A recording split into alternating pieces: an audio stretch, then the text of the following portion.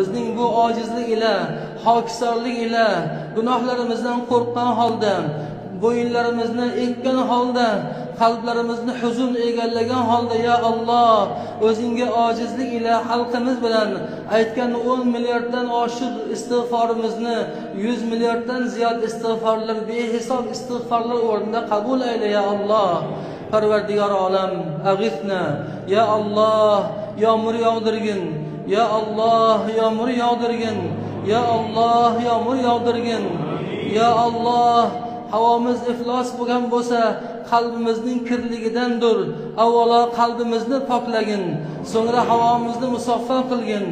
Ya Alloh, qalblarimizni tozalagin, havoyimizni tozalagin, gunohlarimizni tozalagin, ya Alloh. Parvardigor olam, butun jamoat ila, o'zingning muxlis bandalaring ila, xokisorlik ila qo'llarimizni senga ko'tarib, Rasuling sallallohu alayhi va sallamga ergashgan holda, u zotning sunnatlarini ihyo qilgan holda, salatul istisqodan so'ng, uning xutbasidan so'ng, tahvili ridoni sunnatga ergashib qilgandan so'ng, duoga, istig'forga qo'limizni ochib o'zingdan so'rayapmiz. Ya Alloh, biz gunohkor va ojiz bandalaring, sening rahmatingga, avfinga, lutfu marhamatingga muhtojmiz. Bizlarni kechirgin, ya Alloh. Bizlarni avf etgin, ya Alloh. Biz bandalarimiz, gunohga moyil bandalaringni kechirgin, ya Alloh.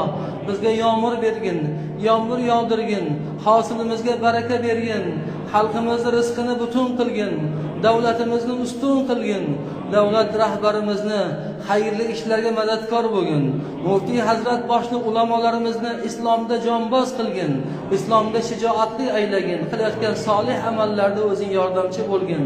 Har bir bandang, ya Alloh, istig'for aytdi va aytmoqda.